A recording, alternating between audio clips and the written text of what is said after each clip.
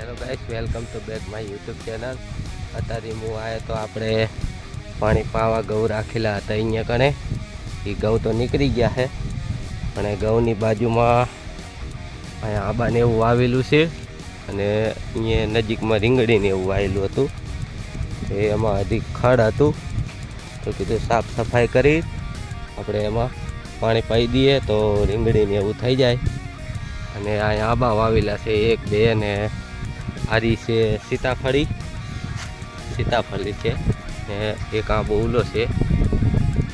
અહીંયા 3 આંબા છે ને 1 સીતાફળ છે, અને રીંગણી વાવેલી છે. તો સાફ સફાઈ કરીને આપણે આને પાણી પાઈ દઈશું. ગાઈસ, હવે આવ્યો હું વાડીએ પાણી પીવા આવ્યો તો ઘડીક રહી પાછો જવું. હવે ખર સાફ તો કરી રાખ્યું, પણ ઢગલા ભરીને પેઢે નાખવાના હે પછી જવું.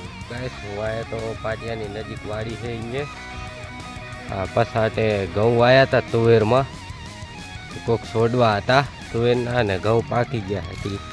તુવેરના વાઢવા આવ્યા તો છોડવા, અને થોડી ઉલે કને વાટ લેવી છે ઘઉંની નજીકે, એટલે કટરમાં નડે નહીં.